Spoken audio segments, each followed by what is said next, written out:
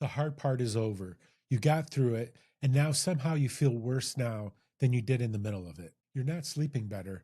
You're sleeping more and waking up flat. Small things land hard now that never used to.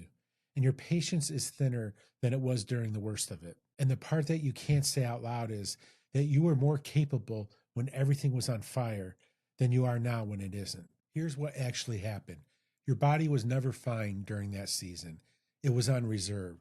And a reserve closes the moment it's allowed to. What you're feeling right now is not new damage.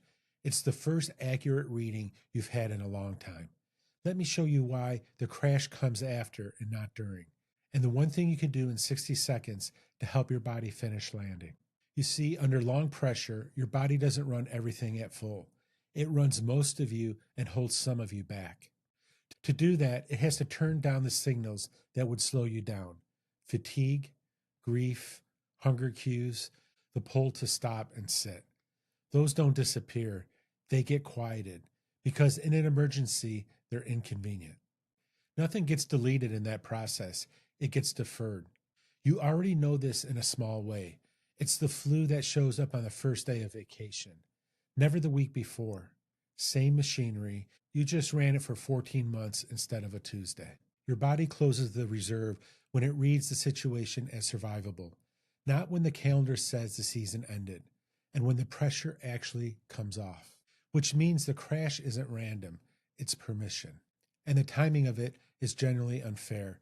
It arrives right when you expected relief. So it reads like you fell over at the finish line. You did the hardest thing you've done and then couldn't get up. But look at what's actually happening.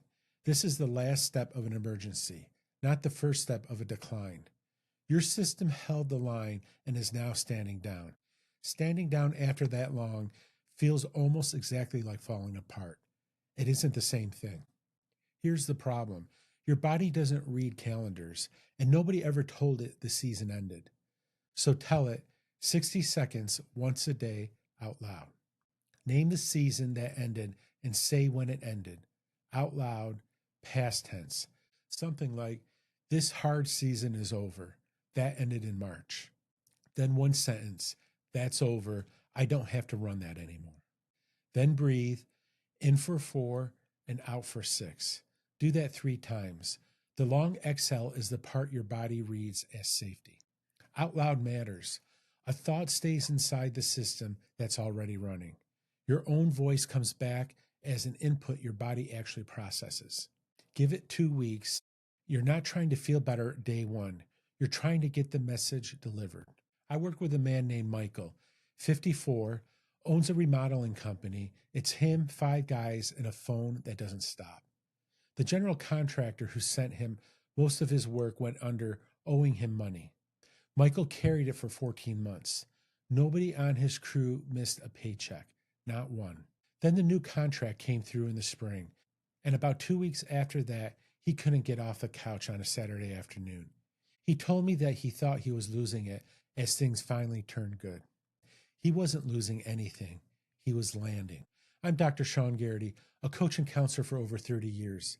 I've watched this exact pattern in a lot of capable people who assume the crash meant something had gone wrong in them. Almost always, it means the opposite. You held it together, now let it catch up. If you want something to work with while your body finishes landing, I put together a free 7-day challenge called Calm in 7. It's 5 short practices, 1 a day, and the link is in the description below. Want more on why burnout builds the way it does, and how to actually regulate your nervous system instead of just pushing through it, and what it's really costing you long term? Check out this video here.